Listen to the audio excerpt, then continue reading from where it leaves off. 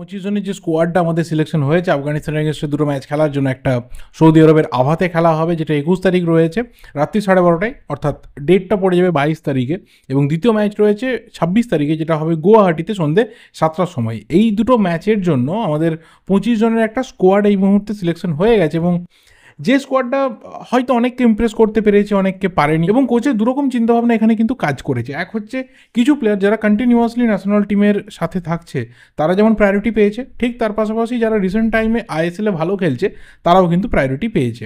তো দুটো জিনিস আমি বলবো আমার খুব ভালো লেগেছে এই স্কোয়াডটা দেখে। এক নম্বর হচ্ছে যে একটা ব্যালেন্স রাখার চেষ্টা করা হয়েছে, ভীষণভাবে চেষ্টা করা হয়েছে, যে আননেসেসারিলি কোনো প্লেয়ারকে এক্সট্রা জায়গা করে দেওয়া হয়নি। এবং দু নম্বর যে জিনিসটা আমার ভালো লেগেছে, যে প্রচুর প্লেয়ার ছিল যারা কন্টিনিউয়াসলি টিমের সাথে ঘুরতো থাকতো বাট পারফরমেন্স তুলে ধরতে পারতো না, সেরকম কিন্তু প্রচুর প্লেয়ার বাদ গেছে। 35 জনের যে প্রবাবল লিস্ট ছিল সেখান থেকে 10 জন প্লেয়ারকে বাদ দেওয়া হয়েছে, তার মধ্যে দুজন অবশ্যই ইঞ্জুরি গ্রাউন্ডে বাদ গেছে, ফুটবল আচেনপা এবং লালচুং নুঙ্গা। যদি এই দুজন প্লেয়ার ফিট থাকতো তাহলে অবশ্যই আমার মনে হয় যে এই টিমটাতে কিন্তু সিলেক্ট হতে পারতো। সেই ক্ষেত্রে গোলকিপার 3 জনের মধ্যে যে কোনো একজন বাদ যেত, এবং বাদ যাওয়ার সম্ভাবনা কিন্তু গুরপ্রীত বা অমরিন্দরের বেশি থাকতো, কারণ আপাতত টিমটার দিকে তাকালে Vishal Kaith he should be the number 1 choice. Would be কি না আমি জানি না, সেটা ইগার্স ম্যাচের উপর ডিপেন্ড করছে, বাট ফ্যানেদের কথা মতো বা ফ্যানেদের ইচ্ছা মতো কিন্তু হি should be the number 1 goalkeeper in Indian national team. তো এই দুজন প্লেয়ার শুধুমাত্র চোটের কারণে বাদ গেছে, বাকিরা হয়তো পারফরমেন্স গ্রাউন্ডে প্রবাবল লিস্ট থেকে বাদ গেছে, যার মধ্যে ম্যাক্সিমাম কিন্তু নামগুলো বাদ যাওয়াতে অন্ততপক্ষে বেশিরভাগ ইন্ডিয়ান ফুটবল ফ্যান তারা খুশি হয়েছে। এই স্কোয়াডটার দিকে যদি ইন ডিটেলসে তাকানো যায় তাহলে দেখা যাবে 3 জন নতুন প্লেয়ার কিন্তু আমরা পাচ্ছি, আমাই রানোয়ারে, জয় গুপ্তা এবং তার সাথে ইমরান খান। এই 3 জন প্লেয়ারকে আমরা ইন্ডিয়ার জার্সিতে খেলতে দেখতে পারি যদি কোচ তাদের ইউজ করেন। এবং বারবার করে কথা বলে আসছিলাম যে যারা আইএসএলে ভালো খেলছে তাদেরকে চান্স দেওয়া হোক, এবার সময় এসে গেছে। তবে এর বাইরেও আরও 2-3 জন প্লেয়ার কিন্তু চান্স পেতে পারতো। আমি ইসাক রালতের কথা এক্ষুনি বলছি না, তার কারণ ইসাক রালতে কিন্তু আন্ডার 23 টিমে গেছে, তো সেখানে আপাতত পারফরমেন্স করুক, ন্যাশনাল টিমের জন্য প্রচুর সময় কিন্তু তার কাছে পড়ে রয়েছে। তবে যে দুজন প্লেয়ারকে আমি কোথাও ডেসপারেটলি এই টিমটাতে দেখার জন্য ওয়েট করেছিলাম তার মধ্যে এক নম্বর হচ্ছে পুইটিয়া।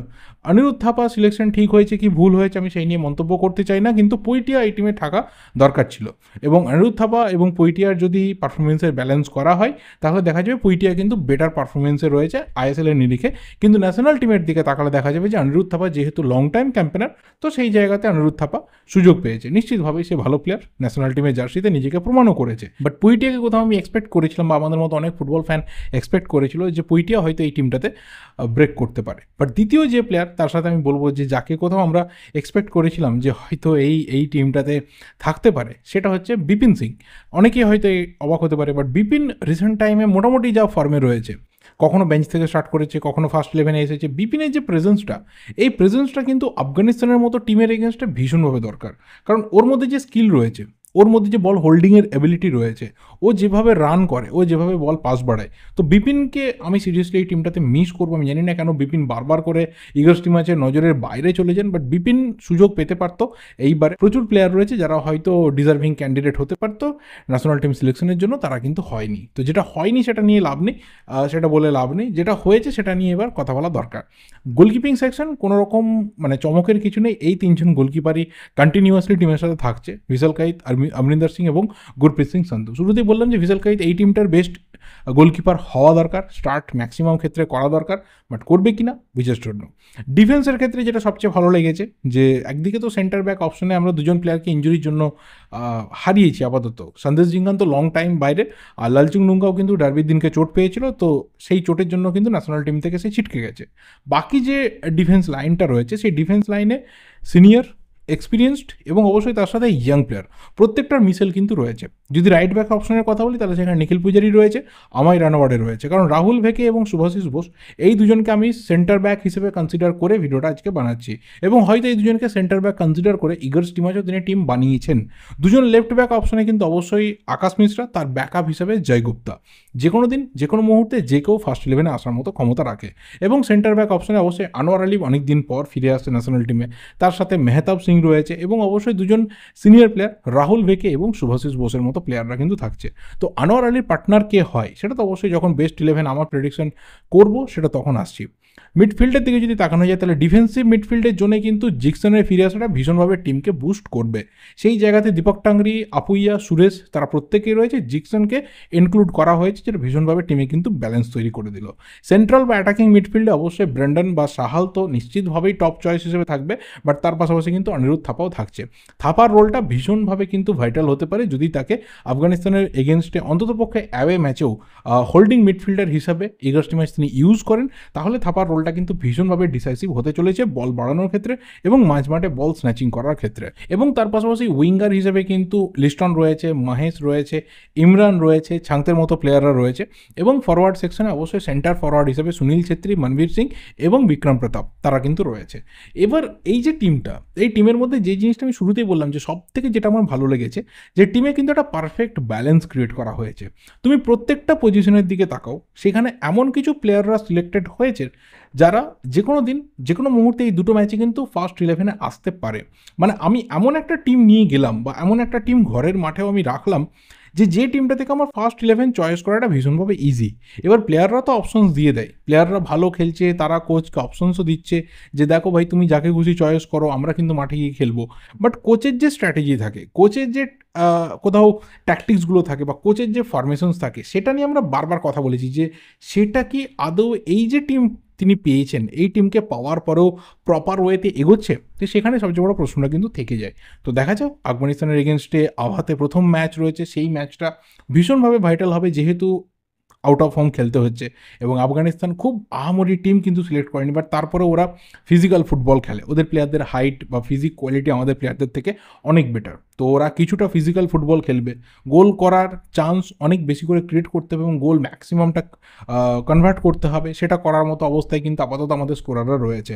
মনভীর যথেষ্ট ভালো ফর্মে রয়েছে, বিক্রম প্রতাপ টপ নচ ফর্মে রয়েছে, মহেশ বলো, লিস্টন বলো, প্রত্যেকেই কিন্তু টাচে রয়েছে, এবং তার সাথে আলিয়ানজোলা, ছাংতে এবং অবশ্যই captain leader legend Sunil Chhetri প্রত্যেকেই কিন্তু টপ জায়গাতে রয়েছে। কোথাও গোল করাটা আমাদের খুব একটা প্রবলেম হওয়ার কথা নয় বলেই মনে হয়, কিন্তু যেহেতু এফসি এশিয়ান কাপে আমরা গোল করতে পারিনি, তো ম্যাক্সিমাম ফ্যান যারা খেলা দেখতে বসবে তারা কিন্তু একটা জিনিসের দিকে সবচেয়ে বেশি তাকিয়ে থাকবে যে আমরা গোল কত বেশি করতে পারছি। এবার যদি বলি যে এই যে স্কোয়াডটা 25 জনের রইল, সেই স্কোয়াডে কিন্তু ম্যাক্সিমাম প্লেয়ার রয়েছে মোহনবাগান থেকে 8 জন প্লেয়ার এবং 6 জন রয়েছে মুম্বাই সিটি এফসি থেকে।